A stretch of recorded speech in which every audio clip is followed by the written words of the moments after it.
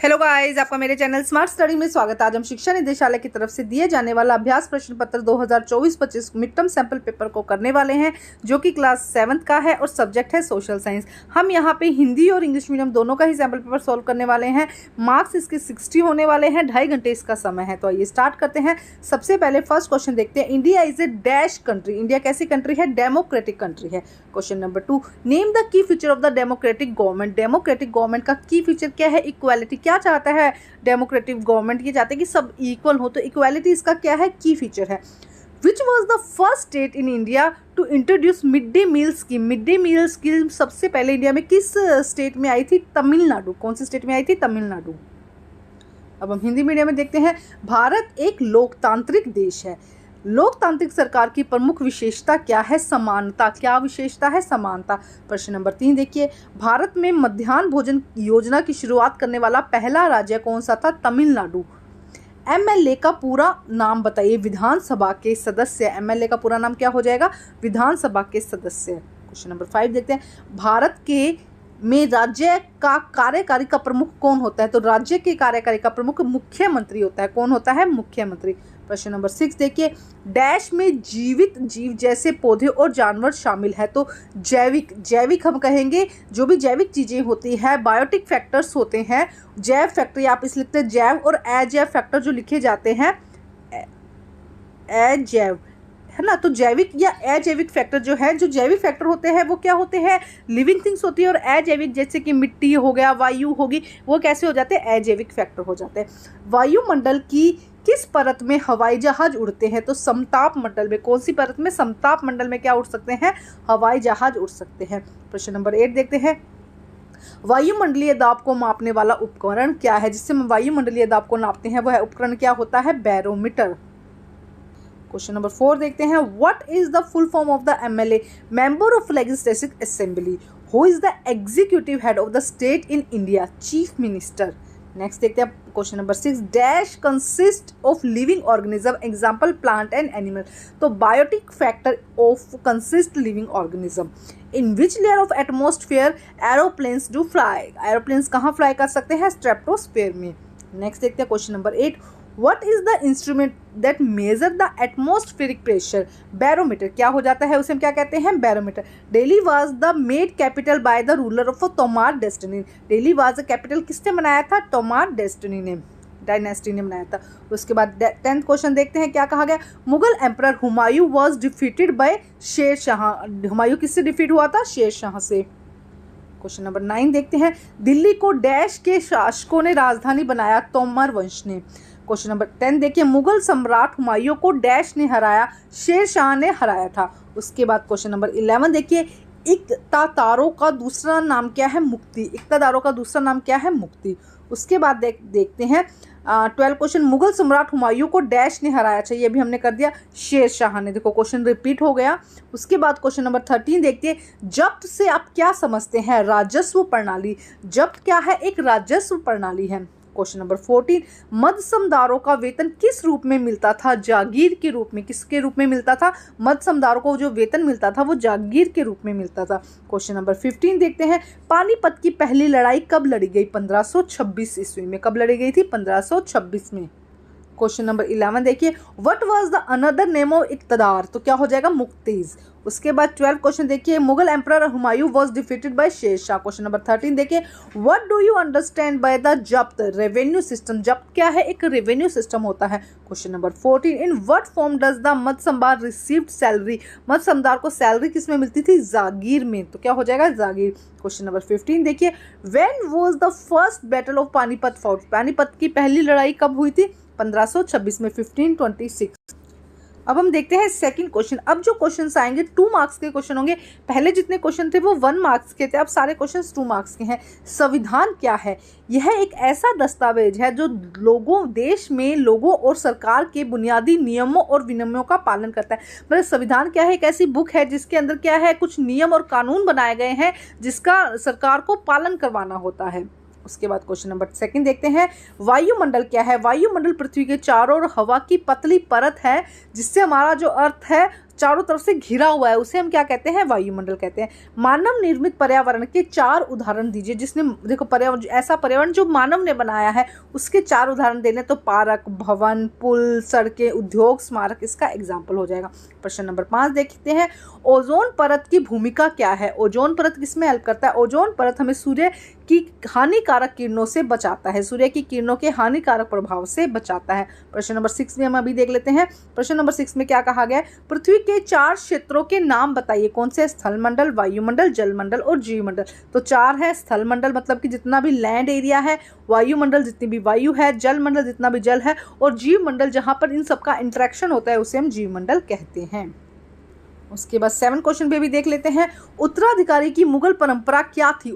मुगल की उत्तराधिकारी की परंपरा क्या थी? उन्होंने सहायदिक विरासत या सभी बेटों के बीच में विरासत के विभाजन की मुगल और तैमूरी प्रथा का पालन किया। मतलब उन्होंने क्या कहा, सभी जितनी भी प्रॉपर्टी है वो कहाँ, बेटों में बढ़ जाएगी। सभी बेटों के बीच में विरासत के विभाजन की मुगल और तैमूरी प्रथा का पालन किया। तो ये थी उत्तराधिकारी। उत्तराधिकारी की परंपरा में क्या था कि जो भी प्रॉपर्टी होगी वो बेटों के बीच में बट जाएगी। ये सभी क्वेश्चन 2 से लेकर 7 तक सभी क्वेश्चन 2 मार्क्स के थे। अब हम इनको इंग्लिश मीडियम में देखते हैं। क्वेश्चन नंबर 2 देखते हैं, what is constitution? This is a document they lay down the basic rule and regulation for people and the government of the country to follow. Next question देखते हैं, what is atmosphere? The atmosphere is the thin layer of air that surround the earth. Question देखते हैं। Question number 4, give four example of human made environment. Human made environment के examples हैं park, building, bridge, road, industries and momentums. Next देखिए question number 6। Question number 5, what is the role of the ozone layer? Ozone layer protect us from the harmful effect of the sun rays. Question number 6 देखते हैं, name the 4 spheres of the earth. Lithospheres, atmosphere, hydrospheres and biospheres. अभी समझाया है मैंने कि चारों ही क्या होते हैं। Question number 7, what is the Mughal tradition of the succession? They follow the Mughal and Timur custom to comprehensive inheritance or a division in inheritance among the sons. क्या कहा जा रहा है? What was the Mughal tradition in succession में क्या कहा जा रहा है कि जो डिवीजन है, जो भी यानी प्रॉपर्टी है वो कहाँ पर डिस्ट्रीब्यूट की जाएगी, कहाँ बांटी जाएगी, कहाँ उसको दिया जाएगा? लड़कों के बीच में, बेटों के बीच में।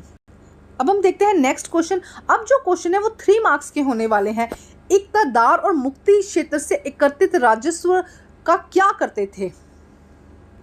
देखो क्या कहा जा रहा है कि इक़्तिदार से जो भी राजस्व मिलता था, जो पैसा मिलता था, उसका क्या किया जाता था? तो अपनी सैन्य सेवाओं के बदले में मुक्ति अपने कामों को राजस्व वेतन के रूप में एकत्रित करते थे। वे इन राजस्व को अपने सैनिक को वेतन भी देते थे। मतलब जो भी उनको टैक्स मिलता था या जो उनको पैसा मिलता था वो सैन्य सेवाओं में और अपने सैनिकों को वेतन देने में, और उसके अलावा जो काम होते थे, राजस्व का जो काम होता था उसे करने में वो उसको यूज करते थे।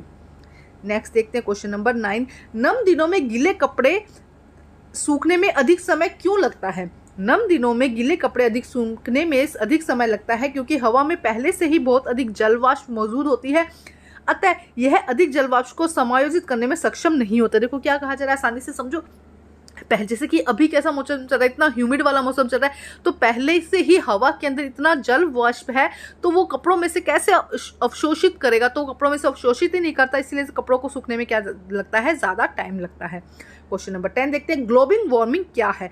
जब कारखानों के धुएं या कार के धुएं के कारण वातावरण में कार्बन डाइऑक्साइड का स्तर बढ़ जाता है तो ये गर्मी पृथ्वी का तापमान भी बढ़ाते हैं। तो ये क्या करते हैं? पृथ्वी का तापमान भी बढ़ाते हैं। इसे ग्लोबल वार्मिंग कहा जाता है। जब CO2 बढ़ता है तो टेम्परेचर बढ़ता है, तापमान बढ़ता है। जो तापमान बढ़ता है तो उसे ग्लोबल वार्मिंग कहा जाता है। क्वेश्चन नंबर 11 देखते हैं, नागरिक आंदोलन क्या है? नागरिक आंदोलन 1950 के दशक में यूएस में शुरू हुए आंदोलन को संदर्भित करता है, जिसमें अफ्रीकी अमेरिकी लोगों के कानून के समक्ष समानता की मांग की थी।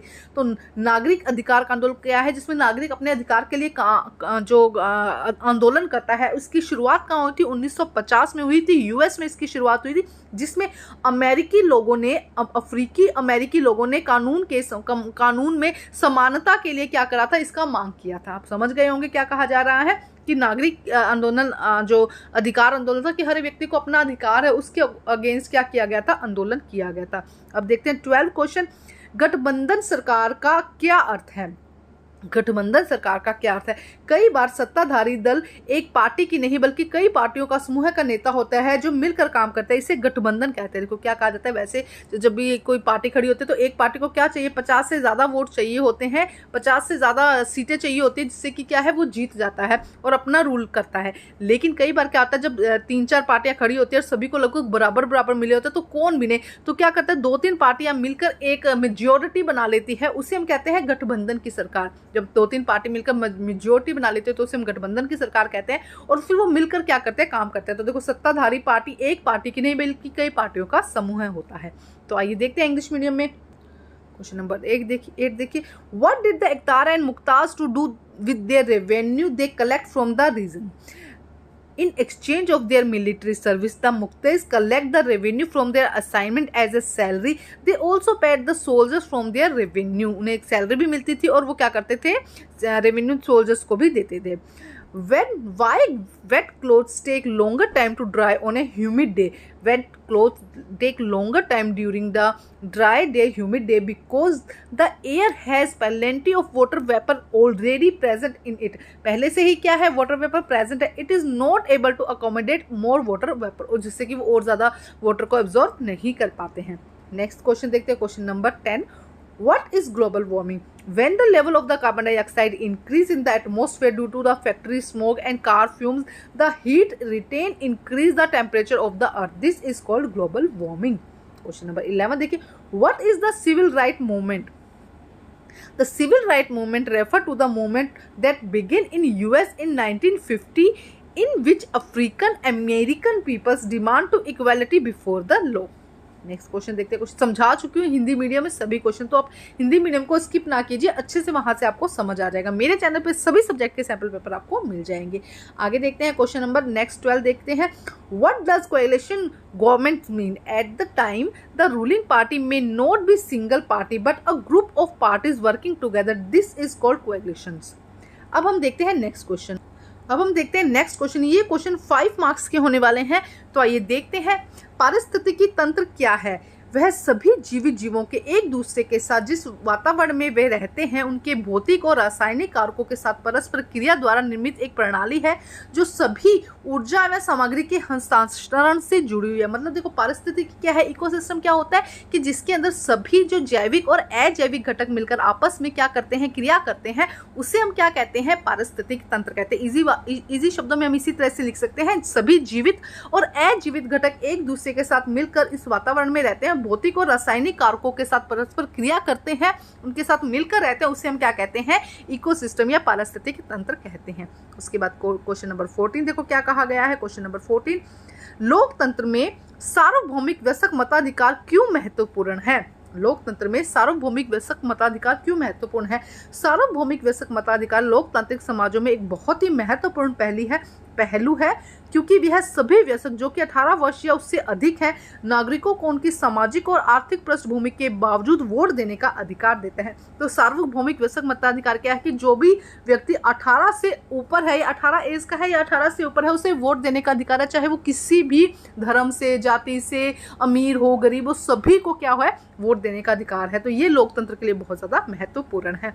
अब हम देखते हैं नेक्स्ट क्वेश्चन। इस क्वेश्चन नंबर 15 देख लो, यहाँ पर इसमें और दिया गया, लेकिन क्वेश्चन नंबर 15, प्रेस कॉन्फ्रेंस आपको सरकार